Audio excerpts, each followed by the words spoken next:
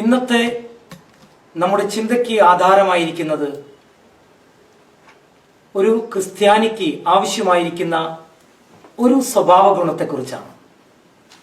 Today we are going to talk about what a Christian needs. What is that important quality that a Christian needs in Christian life? ആത്മനിയന്ത്രണം അഥവാ self control എന്നതാണ് നമ്മുടെ വിഷയം. And that is nothing but self-control. നമുക്ക് അതിന് ഉപോത്ബലകമായ ഒരു വാക്യം വായിക്കാം. 2 പത്രോസ് 1:6. Let's read a portion of scripture in connection with this topic, self-control. The second epistle of Saint Peter, chapter 1, verse 6. Esther വായിക്കാമോ? And to knowledge self-control, and to self-control perseverance. മതി. ഇവിടെ പറയുന്നു ജ്ഞാനത്തോട് ആത്മനിയന്ത്രണത്തെ കൂട്ടണം. What we see here is Peter says to add self-control to knowledge. നമുക്കറിയാം ഇന്ന് ലോകത്ത് അനേക ബുദ്ധിമാന്മാരും ആയ ആൾക്കാരുണ്ട്. We know that there are many wise people in this world today. മാത്രമല്ല ഒത്തിരി ആത്മീയ ഉപദേശം തരുന്ന ആത്മീയ ഉപദേഷ്ടാക്കന്മാരുണ്ട്. And we also have many spiritual gurus who give us many spiritual teachings. പക്ഷേ ആ ആത്മീയ അറിവ് ഉള്ളവർക്ക് സെൽഫ് കൺട്രോൾ നഷ്ടപ്പെടുമ്പോൾ അവർ വലിയ വീഴ്ചകളിലേക്ക് വീഴുന്നതായി നാം കാണുന്നുണ്ട്. But when such people who have spiritual knowledge and wisdom lose self-control or do not have self-control, we find that they fall into disaster or just fall away. അതിന് ഉദാഹരണമായി ചില കാര്യങ്ങൾ ബൈബിളിലും രേഖപ്പെടുത്തിയിട്ടുണ്ട്. We find a number of examples in the Bible too. വിശുദ്ധനായ പൗലോസ് ഈ self കൺട്രോളിനെ കുറിച്ച് കൃത്യതയോടെ പറയുന്ന സന്ദർഭത്തിൽ ഒരു വലിയ പൊസിഷനിൽ ഇരിക്കുന്ന ആള് ഭയപ്പെട്ടിരിക്കുന്നതായി നമുക്ക് കാണാൻ കഴിയും. When reading the epistle of Saint Paul, not epistle, in the Acts. Yes, in the book of Acts, we find that Saint Paul talks about a person who loses self-control. നമുക്ക് ആ വാക്യം വായിക്കാം. അപ്പോസ്തല പ്രവൃത്തി 24-25. Acts of the Apostles, chapter 24 and verse 25. അപ്പോസ്തല പ്രവൃത്തി 24-25. Now as he reasoned about righteousness, self-control and the judgment to come, Felix was afraid and answered, "Go away for now. When I have a convenient time, I will call for you." അതെ, രാജശ്രീയായിരിക്കുന്ന Felix പൗലോസ് self കൺട്രോളിനെ കുറിച്ച് റൈച്ചസ്നെസ്സിനെ കുറിച്ചൊക്കെ പറയുമ്പോൾ താൻ ഭയപ്പെട്ട് ഇപ്പോ ഇത് മതി, നമുക്ക് പിന്നെ ഞാൻ നിന്നെ വിളിപ്പിച്ചോളാം എന്ന് പറയുന്നതായ ഒരു ഭാഗമാണ് നാം വായിച്ചു കേട്ടത്. So we find here that as Paul was talking to the governor Felix about righteousness, self-control and judgment, he becomes afraid and he says, "Okay, you can go for now, I will call for you later." ഞാൻ പറയാൻ ആഗ്രഹിച്ച കാര്യം ഇതാണ്. What I want to tell you is, what I want to point out is, പത്രോസ് തന്റെ ലേഖനത്തിൽ പരിജ്ഞാനത്തോട് നോളജിനോട് self control കൂട്ടാൻ ആവശ്യപ്പെട്ടു. We find Peter telling us to add self-control to knowledge. എന്നാൽ അപ്പോസ്തല പ്രവൃത്തിയിൽ ഈ പൗലോസ് പറയുകയാണ് സെൽഫ് കൺട്രോള് കൂട്ടുമ്പോഴാണ് യഥാർത്ഥമായ റൈച്ചസ്നെസ്സിലൂടെ നമുക്ക് ദൈവം കാണിച്ചുന്ന വഴിയിലൂടെ നമുക്ക് നടക്കാൻ കഴിയുന്നത്. And here in the book of Acts we find Paul telling us that when we have righteousness with self-control, then നമുക്ക് നല്ലൊരു ക്രിസ്ത്യ ജീവിതത്തിലേക്ക് മുന്നോട്ട് പോകാൻ അപ്പോഴേ കഴിയുകയുള്ളൂ. And then we can lead a good Christian life. ദൈവത്തിന്റെ വചനം ഒരു തുറന്ന പുസ്തകമാണ്. The word of God is an open book. ദൈവഭക്തന്മാരായ പുരുഷന്മാരെ അവരുടെ ഗ്ലാമർ കൂട്ടുവാനുള്ള ഒരു കാര്യം പോലും ബൈബിളിൽ രേഖപ്പെടുത്തിയിട്ടില്ല. The Bible doesn't paint a pretty picture of the men of God. കാരണം സെൽഫ് കൺട്രോൾ നഷ്ടപ്പെട്ട അനേകരെ കുറിച്ച് ബൈബിളിൽ പരാമർശമുണ്ട്. Because it clearly illustrates what they were, and it plainly gives paints a picture of what they really are. അതുകൊണ്ട് തന്നെ ബൈബിളിനെ പല മതവിഭാഗങ്ങളും വിമർശിക്കുന്നത് ഈ തുറന്ന എഴുത്ത് നിമിത്തമാണ്. That is why if we find many people criticizing the Bible because it speaks about their life and what they really were. നമുക്കറിയാം, പഴയ നിയമത്തിൽ നോക്കിയാൽ ലോത്ത് ഒരു സെൽഫ് കൺട്രോൾ ഇല്ലാത്ത മനുഷ്യനാണെന്ന് രേഖപ്പെടുത്തപ്പെട്ട ഭാഗങ്ങളുണ്ട്. In the Old Testament we find that Lot was a man who had lost his self-control. കാരണം ഈ ലോത്തിനെ ഒത്തിരി മദ്യം കൊടുത്ത് തന്റെ പെൺമക്കൾ ലൈംഗിക ബന്ധത്തിൽ ഏർപ്പെടുന്നതായി ബൈബിളിൽ തുറന്നെഴുതിയിട്ടുണ്ട്. Because we find the Bible openly stating or openly showing how the daughters of Lot made him drunk and then had a sexual relationship with him. രണ്ട് ശപിക്കപ്പെട്ട തലമുറകളായിരുന്നു അതിന്റെ ഫലം. And we see the fruit of it is two cursed generations. നമുക്കറിയാം, നോഹ ദൈവത്തിന്റെ കൃപ ലഭിച്ചവനായിരുന്നെങ്കിലും താൻ മദ്യപിച്ച് ഉറങ്ങിക്കിടന്ന സമയത്ത് തന്റെ നഗ്നത കണ്ട് തന്റെ മകൻ തന്നെ കളിയാക്കുന്നതായി രേഖപ്പെടുത്തപ്പെട്ടിട്ടുണ്ട്. And we also see about Noah, although he was a man who walked with God and had the favor of the grace of God, we find that later on he has a drink and he is lying down naked, drunk, and one of his sons sees his nakedness and makes fun of him. Noah ആ മകനെയും തലമുറയും ശപിക്കുന്നതായി നമുക്ക് കാണാൻ കഴിയും. And thereafter we find Noah cursing his son's generation. ന്യായാധിപന്മാരുടെ പുസ്തകത്തിൽ രേഖപ്പെടുത്തപ്പെട്ടതായിരിക്കുന്ന ശക്തിയും വലിയ അഭിഷേകം ഉണ്ടായിരുന്ന സാംസനെ കുറിച്ച് പഠിച്ചാലും നമുക്കിത് കാണുവാൻ കഴിയും. In the book of Judges, we see another man called Samson who also lost his self-control. നമുക്കറിയാം, നോഹയ്ക്കും ലോത്തിനും മദ്യപാനത്തിൻ്റെതായിരിക്കുന്ന ഒരു അഡിക്ഷൻ ആയിരുന്നുവെങ്കിൽ, അല്ലെങ്കിൽ അവർ അതിലാണ് പരാജയപ്പെട്ടതെങ്കിൽ, സാംസൺ പരാജയപ്പെട്ടത് സെക്ഷൽ ഇമ്മോറാലിറ്റിയിൽ അല്ലെങ്കിൽ വ്യഭിചാരത്തിലായിരുന്നു എന്നും കാണാൻ കഴിയും. As we've seen, both Noah and Lot were sort of addicted to drinking, and because of that they lost their self-control. But in the case of Samson, it was the desire for women or sexual immorality which made him lose his self-control. ഇസ്രായേലിന്റെ മധുരഗായകൻ എന്ന് വിളിച്ച ഇസ്രായേലിന്റെ രാജാവായിരുന്ന ദാവീദ് തന്റെ ജീവിതത്തിൽ self control നഷ്ടപ്പെട്ട് ബത്സേദുമായി ബന്ധപ്പെടുന്ന ഒരു അനുഭവത്തെക്കുറിച്ച് ബൈബിളിൽ തുറന്നെഴുതിയിട്ടുണ്ട്. And we also find that the Bible clearly tells us how the great King David also lost his self-control at one point of time when he saw Bathsheba and got into a sexual relationship with her. Israel ജനത്തെ ഈജിപ്തിന്റെ അടിമത്വത്തിൽ നിന്ന് ഇറക്കിക്കൊണ്ടുവന്ന ദൈവം നിയോഗിച്ചവനായിരിക്കുന്ന മോശ short tempered ആയിട്ട് ആ പാറയെ രണ്ടു വട്ടം അടിച്ചതായിട്ട് നാം കാണാൻ കഴിയുന്നുണ്ട്. And we also find in the book of Exodus the great man Moses, whom God used to bring the Israelites away from Egypt, the mighty Exodus. We find him at one point, he is so short-tempered that he strikes the rock twice. He loses his self-control and strikes the rock twice, even though God doesn't ask him to do so. 12 അപ്പോസ്തലന്മാരിൽ പ്രധാനിയായിരുന്ന പത്രോസ് തന്റെ തീരുമാനത്തിലും തന്റെ വിശ്വാസത്തിലും താൻ പരാജയപ്പെടുന്നതായി നമുക്ക് കാണുവാനായിട്ട് കഴിയും. We also find the most significant or the sort of leader of the 12 apostles whom Jesus selected. We find him also at one point losing his self-control. ഞാൻ ഇങ്ങനെ പറയാൻ ആഗ്രഹിക്കുകയാണ്. What I want to say is, മനുഷ്യന് വിശപ്പുണ്ട്, മനുഷ്യന് ദാഹമുണ്ട്, മനുഷ്യന് തളർച്ചയുണ്ട്, മനുഷ്യന് ലൈംഗികമായിരിക്കുന്ന വികാരങ്ങളുണ്ട്. 4 കാര്യങ്ങൾ. I want to point out 4 things that man experiences. He experiences hunger, thirst,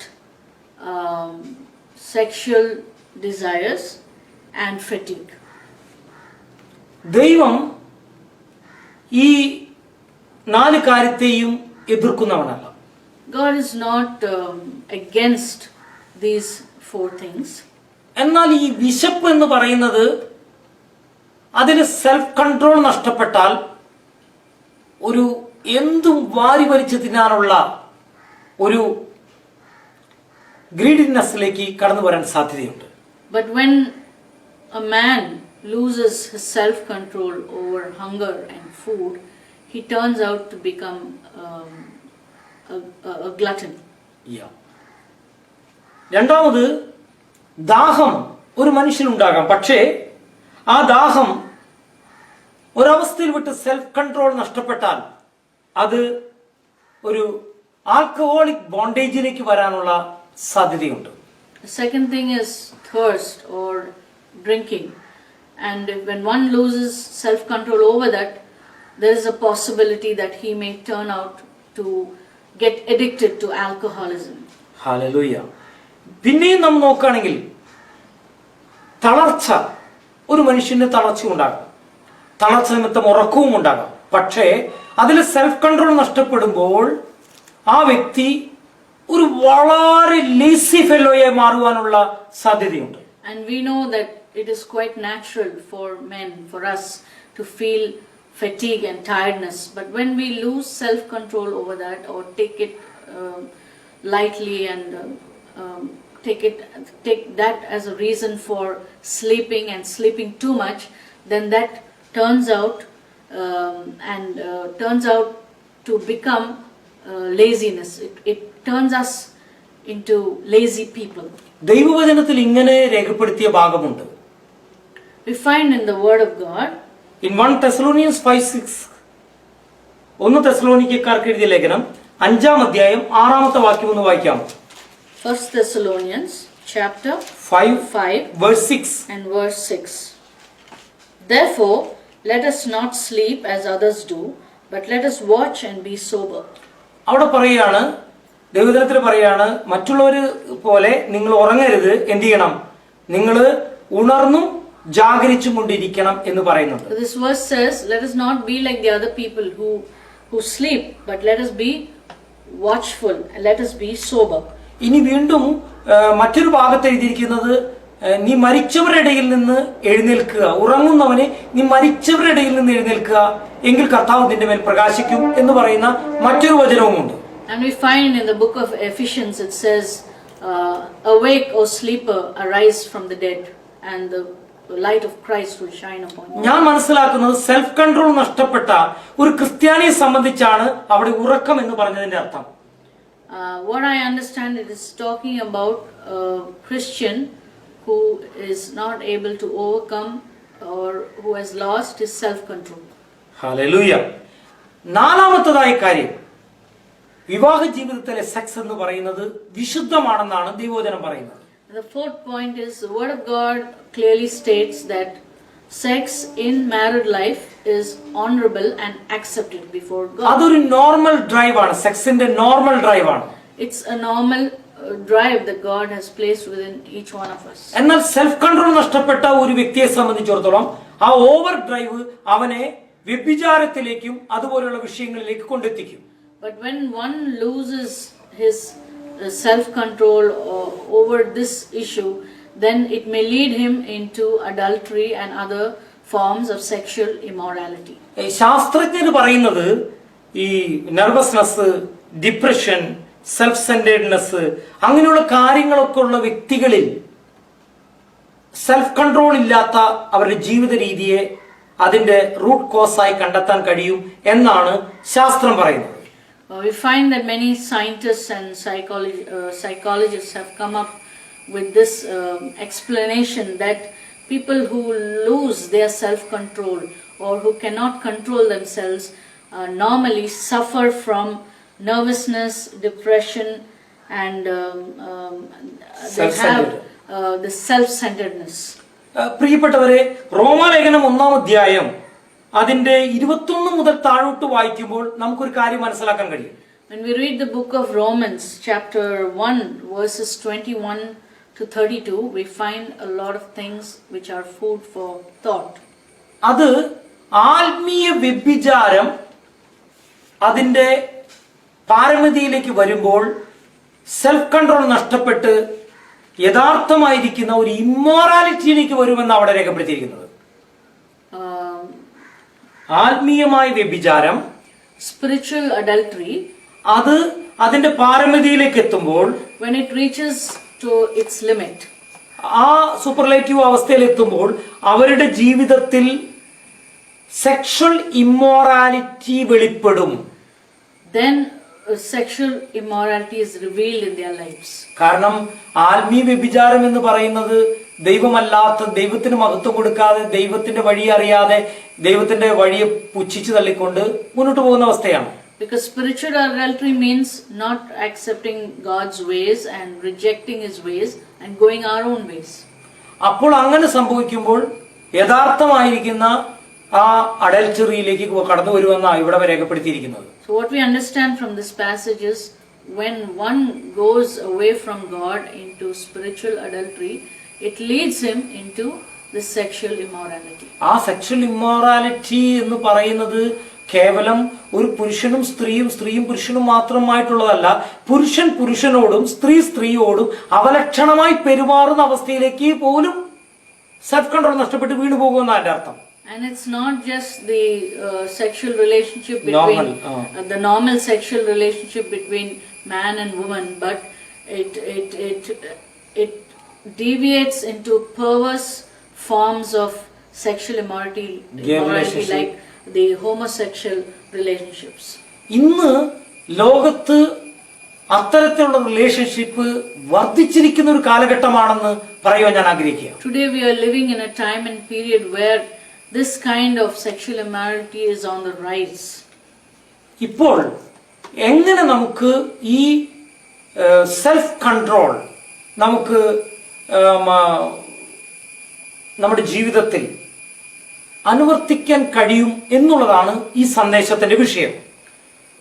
Today let us now focus on how we can practice and build up self-control in our lives. അതിന് ഉപോത്ബലകമായിട്ട് 7 വാക്യങ്ങൾ ഞാൻ നിങ്ങളുടെ മുമ്പിൽ പറയുവാൻ ആഗ്രഹിക്കുക. I want to look into 7 verses in the scripture which will help us to focus upon this. ഒന്നാമത്തെ വാക്യം മത്തായി എഴുതിയ സുവിശേഷമാണ്. അതിന് 5-ാം അധ്യായം 27-28 വാക്യങ്ങളിൽ നമ്മുടെ കർത്താവ് പറഞ്ഞ ഒരു കാര്യം അവിടെ കിടക്കുന്നുണ്ട്. The first verse is Matthew chapter 5 verses 27 and 28. നമുക്കൊന്ന് വായിക്കാം. മത്തായി സുവിശേഷം 5-ാം അധ്യായം 27-28 വാക്യം. You have heard that it was said, "You shall not commit adultery." But I say to you that everyone who looks at a woman with lustful intent has already committed adultery with her in his heart. ഇവിടെ കർത്താവായ യേശു ഇങ്ങനെയാണ് പറയുന്നത്. This is what the Lord Jesus is saying. വ്യഭിചാരത്തെക്കുറിച്ച് അവർക്ക് ചില നിയമങ്ങളും കാര്യങ്ങളും അറിയാമായിരുന്നു. They have certain laws regarding adultery.